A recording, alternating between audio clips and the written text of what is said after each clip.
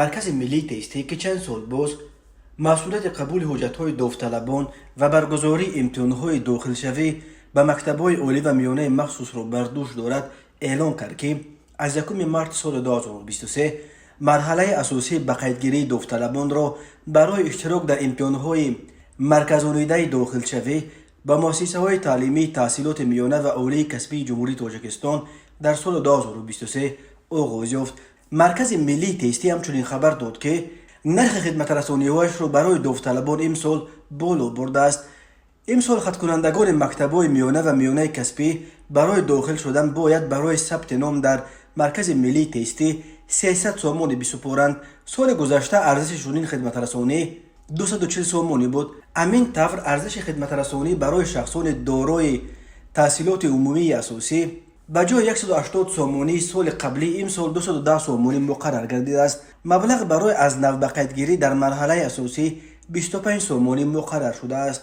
گفته می شود به یتیمان کل و بی پرستاران تا سن 21، معیوبان گروه های یکم و دوم، کودکان معیوب و شخصان تا 21 ساله‌ای که پدر یا مادرشان وفات کرده است یا در پرستاری یکی از آنهایند در پرداخت پول خدمت رسانی امتیاز داده شده است، ولی شرح داده نشده است که چه امتیازهای.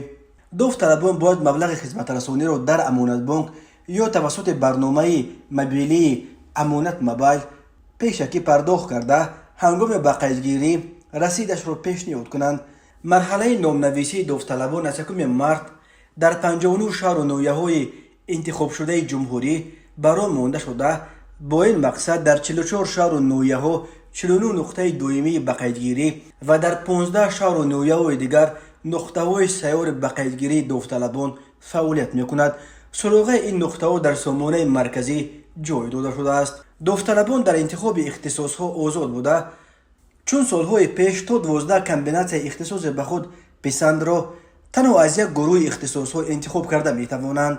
پدر و مادران باید از انتخاب‌های فرزندانشان هنگام به قیدگیری و ماهیت آنها بخصوص از کمبیناسیون اختصاص‌ها، مؤسسه‌های تعلیمی، شکل و نمود تحصیل آگاهی کافی داشته باشند. مرکز تاکید کرده است که برای دانشجو گردیدن داوطلبان باید تنها به دانش و مهارت و ملکه خود تکیه کنند و وقت و مهلت باقی مانده را تا آغاز امتحان‌ها با استفاده از شرایط امکانات‌های مهیا کرده مرکز و از خودکنی برنامه‌های تعلیمی مکتبی ثمرناک استفاده کنند. هر سال مکتب‌های میانه را در تاجیکستان بیش از 200,000 نفر ختم می‌کنند. از این شمار بیش از 30,000 نفرش به دانشگاه‌ها و دانشکده‌ها و کالج‌ها داخل می‌شوند، ولی یک قسم بزرگ آنها راه مهاجرت کاری را پیش گرفته. به ارتش بین هم خیلی بزرگ مهاجران تاجیک در خارج و اساساً در روسیه می‌پیوندند.